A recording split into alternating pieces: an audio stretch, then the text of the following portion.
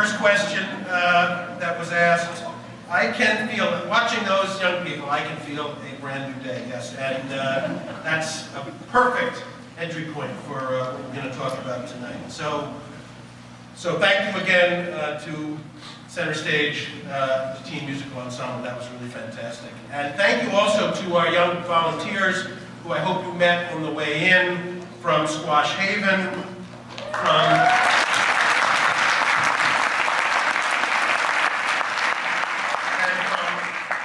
Prep and from high school in the community who are helping us out. We appreciate that very much. So what a great crowd this is, and what a great evening. More than 400 people registered for tonight's event, which is a new record for a community foundation annual meeting, and we are deeply gratified that you all are here. You honor us with your interest in our work and with your presence here tonight.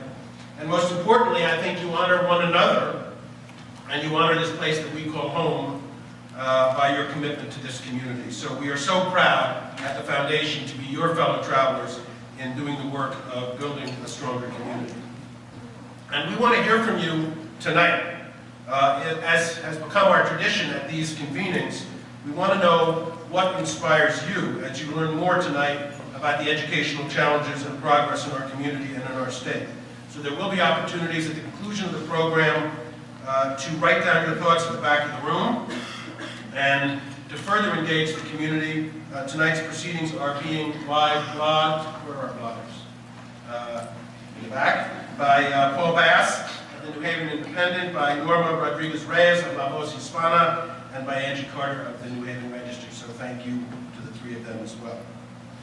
Clearly, the issues around which we gather this evening, the education of the young people in our community, are at the center of this community's agenda. And I think the crowd in this room tells that story. And just as clearly, our special guest tonight, Connecticut's Education Commissioner Stephen Pryor, is a huge draw, as befitting his singular leadership role as our state boldly confronts and addresses our serious and enduring educational challenges. So Stephen, thank you for being with us tonight. Thank you for all you do, and we look forward to your comments in a few moments. But it is equally clear to me that something more is at work here. As we gather tonight, we are at a unique moment of opportunity for educational change in our city and in our state. We are witness, I believe, to an extraordinary, indeed an unprecedented, unity of purpose in our community. This community has declared, through its deeds, if not its words, that our highest priority is enhanced student achievement in our schools and through college. And there is a hopefulness about this declaration, born, I believe, from a growing sense that New Haven School Change, the New Haven School Change Initiative, is addressing itself to the core issues that affect academic outcomes. Issues like how schools are managed, how instructional and administrative talent is evaluated and developed, how learning can be enhanced, and how parents and families can be more fully engaged. Others, too, outside of our community, share this view and this hopefulness. New Haven School Change has attracted much national attention, and as of last month, has attracted major financial support from the Obama administration, which of course is deeply encouraging. At the same time, this unity of purpose extends even more broadly.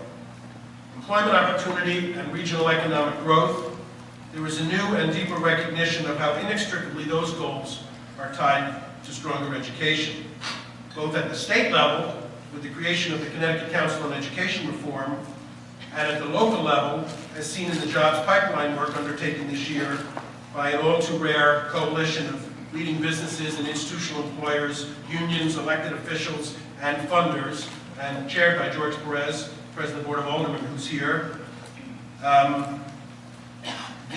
We see an embrace, both at the state level and the local level, of this fundamental idea that the education that we offer our young people and their opportunities to attend and succeed in college will not only shape their lives, but will also define the future of our community's ability to compete for high-quality jobs in the growth industries of today and tomorrow, and to offer meaningful employment opportunities for the younger generation as they enter the workforce.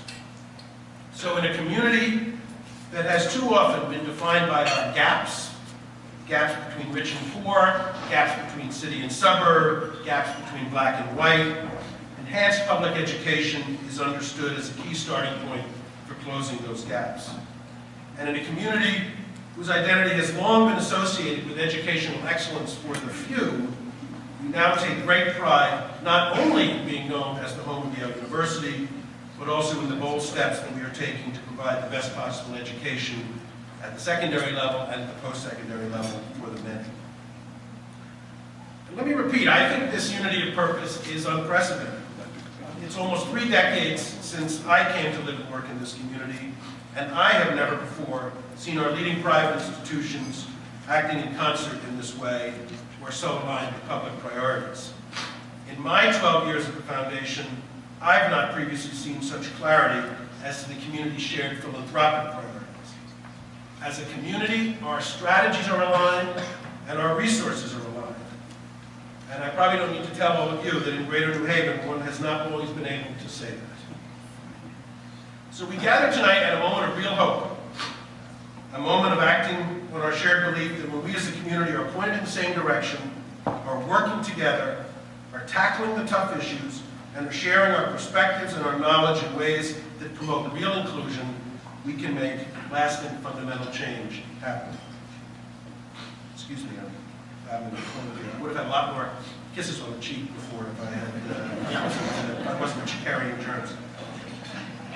The Community Foundation is enormously proud to be at the center of this effort through New Haven Promise and in a number of other ways as well.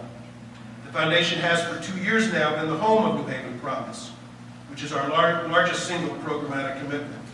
I am so pleased that Patricia Melton, 3 months into her job as Promise's Executive Director, is here. Where's Patricia? Along with several Promise scholars and their families. Patricia and her team know from their personal and professional experiences what is involved in making college success a reality for more of our students. They are working every day with teachers, with guidance counselors, administrators, to build a college-going culture in the New Haven schools. And most importantly, they are getting to know the students and engaging their families, because getting to college and succeeding in college are more than anything about personal aspirations. We'll hear more from these Promise scholars at the conclusion of the evening. New Haven Promise would not be happening without this unity of purpose that I've been speaking about. Yale University has made an extraordinary commitment to fund the Promise scholarships, and Yale New Haven Hospital, along with Wells Fargo, are deeply committed financially to Promise as well. Mayor DiStefano and I have the privilege of serving on the Promise board, along with 3 extraordinary higher education leaders: President Levin, Yale, President Papazian of Southern Connecticut, and President Kendrick of Gateway. The commitment of these leaders and their institutions is indispensable. Last month, as part of more than $2.4 million in responsive grants awarded by the Foundation, we provided program and operating support for a number of great organizations that are deeply involved with efforts to enhance educational outcomes in New Haven, including, and this is by no means a complete list, LEAP, Domus Kids, Achievement First, and Squash Haven. This continues a tradition of education grant-making at the Foundation that goes back virtually to our founding. It also ties us directly to the Boost work being led by United Way of Greater New Haven, which is ensuring that New Haven students receive the support they need both in and out of school to achieve the best possible educational outcomes. The Foundation's commitment to the idea that education and employment opportunity are 2 sides of the same coin in this community today finds its most powerful expression in our 4-year, $1 million commitment to the Connecticut Center for Arts and Technology, or CONCAT. And Highsmith, the chair of CONCAT, is here. Welcome, Carl. CONCAT is our 2nd largest programmatic commitment. CONCAT opened this year in the spring of 2012 in Science Park with its unique combination of after-school arts programming that is all about keeping at-risk New Haven and Hamden youth in school, and vocational training for out-of-work adults. It is linked closely to career opportunities with major local employers, growing local employers, notably Yale New Haven Hospital. It connects us to leading efforts in cities around the country on these same issues. For all this progress and hopefulness, we can never lose sight of the challenges we face on this long, tough path of raising the level of student achievement in our community.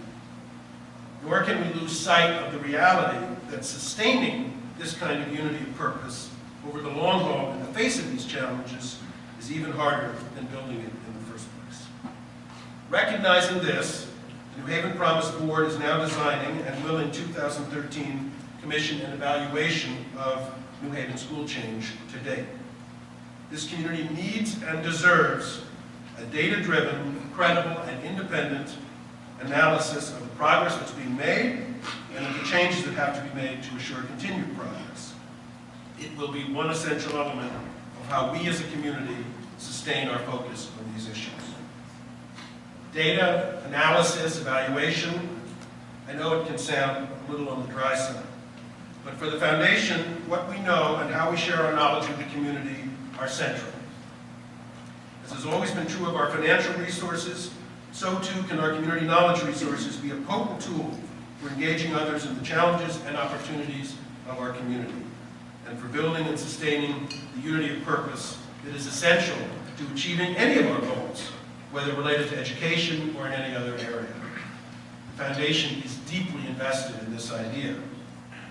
You can see that in the materials at your place. In partnership with other funders in the community, the foundation supported Data Haven this year to undertake a just completed community well-being survey. Full results will be released shortly. There is a tremendous amount of learning here, both in terms of the challenges we face and in terms of the depth of satisfaction with and commitment to the community that residents feel. This is our social capital, if you will. It's what we all draw on to do the work of community building. The Foundation's commitment to the power of community knowledge lives mostly online. In a little more than 2 years, we have built the Give Greater website into a compendium of 212, at last count, comprehensive, detailed, highly informative profiles of local nonprofit organizations. What the people in this community need to know about how our community's work is being done can be found on Give Greater.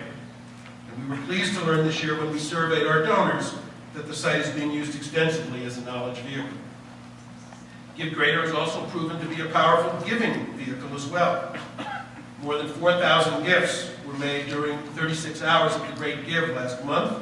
I hope many of you participated in that. And of which more than 1,500 of those 4,000 gifts were self-reported as first-time gifts by the donor to the participating nonprofit organization. Local nonprofits have told us that they need our help in identifying new donors and expanding their donor base, and Give Greater is delivering this to the local nonprofit community. So everything I've talked about this evening, educational change and the commitments that the Foundation has made to it, the power of community knowledge to mobilize individual giving and to mobilize unity of purpose, is built on top of the foundation, pun intended, that 3 generations of donors have built since 1928.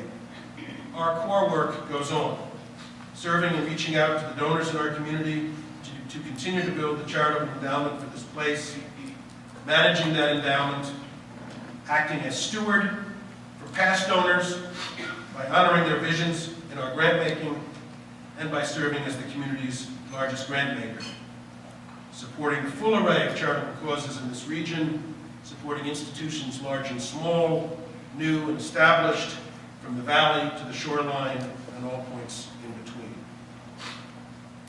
And as we near the end of 2012, I am pleased to be able to report to our community, to you all, that in all these ways the Community Foundation is strong and is growing.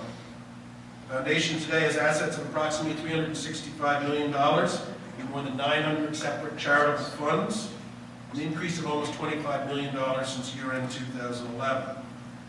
The Foundation is on track to make more than $19 million in total grants from all these funds this year.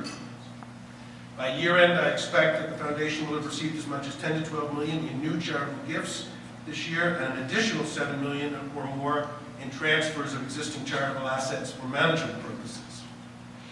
The Foundation's investments continue to perform well ahead of all our benchmarks, and the investment management services we offer to local nonprofits is yet another important way that the foundation enhances the community's charitable capital. Ultimately, notwithstanding all these numbers, the measure of the foundation's contribution to our community lies in our relationships with nonprofits and with donors, and how those relationships can mobilize change for today and build the capacity to do so for the future. This is what we do at the Community Foundation. And it is the Foundation's extraordinary staff, my colleagues, that make this happen. Working with them day in and day out is a great pleasure for me, and seeing their talents at work for the benefit of our community is a great source of pride for me as well. I can't mention everyone here, but I do want to acknowledge the Foundation's senior team: Drew Alden, Leon Bailey, Penny Canny, Angela Powers, and Dottie Weston Murphy.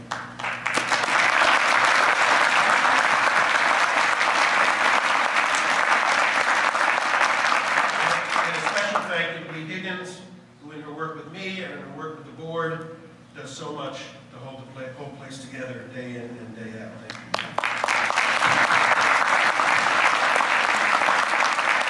The foundation is what it is, of course, because of the selfless service and commitment to the community of the board. These 11 community leaders, sitting right here in the front, understand that they have been entrusted with a precious community asset, and they embrace, rather than shrinking from the tough decisions that come with that responsibility. There is no shrinking at our board. They are the heirs to a great 84-year-old tradition of community service, and they continue it with passion and dedication. I would ask each of our board members to stand and be acknowledged for all you do.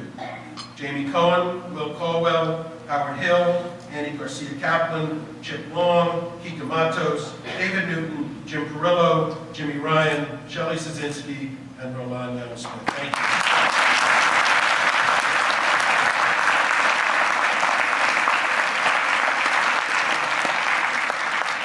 Over the last 2 years, Roland has guided and led the board as our chair with extraordinary skill and care and sensitivity. As she prepares to step down from the chair at the end of this year, she remains on the board for 2 more years, don't forget. I do want to express my gratitude for her extraordinary leadership contributions. Roland, thank you.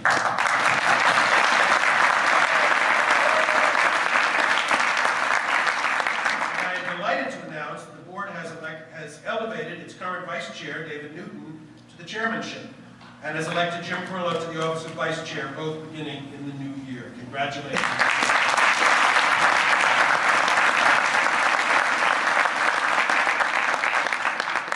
Sweet comes the bitter.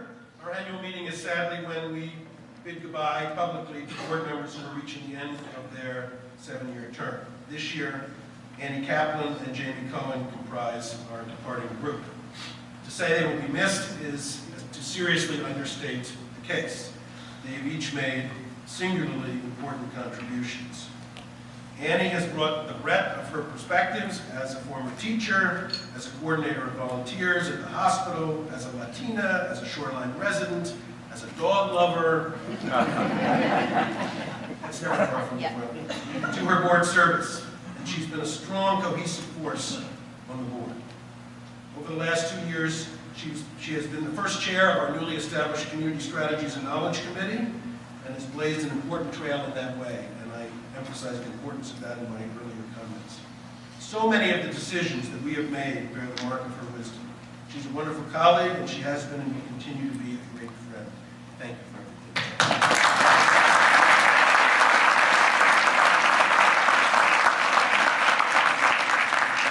Jamie Cohen has had a unique dual role, both as a board member and simultaneously for the last 5 years as CEO of our affiliate, the Valley Community Foundation.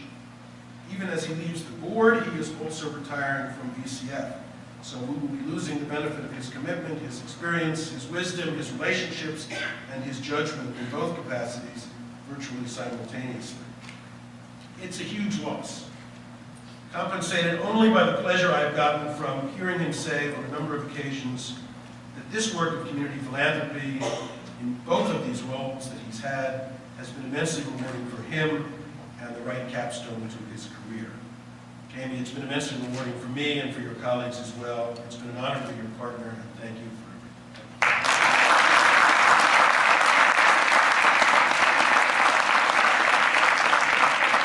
more piece of board business, the happy task of announcing Annie and Jamie's successors. To succeed Annie, the board has appointed Alicia Caraballo, who is Director of Adult and Continuing Education for the New Haven Public Schools. Alicia will bring a lifetime of experience as an educator and a lifetime of devotion to community service to her board role, and we welcome her. And to succeed Jamie, Mayor DeStefano has appointed Emily Byrne, who is currently Director of Strategic Initiatives, working with Commissioner Pryor at the Connecticut Department of Education, and who until a year ago was the founding Executive Director of New Haven Promise and was a member of the Foundation staff. So I extend a most heartfelt welcome on behalf of the whole institution and the community to Alicia and to Emily.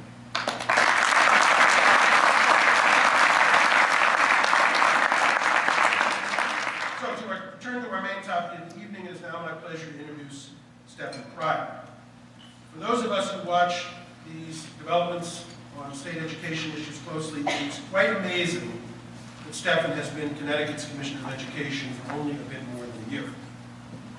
In these 14 months, he has conceived, and with Governor Malloy, has pushed through adoption by the legislature a landmark, comprehensive education reform law that the Connecticut Council of Education Reform has called a giant step forward for Connecticut.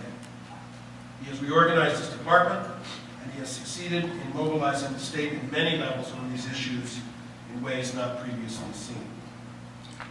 It is not an exaggeration to say that in Stephen Pryor's brief tenure, Connecticut has gone from being a laggard to becoming a leader in the national school reform movement. I won't list all of his previous positions. You have a brief biographical blurb in your program, I believe.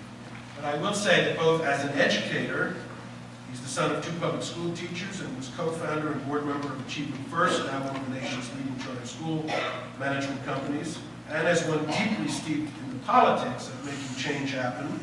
I refer to his experiences at the Lower Manhattan Development Corporation and in the city of Newark.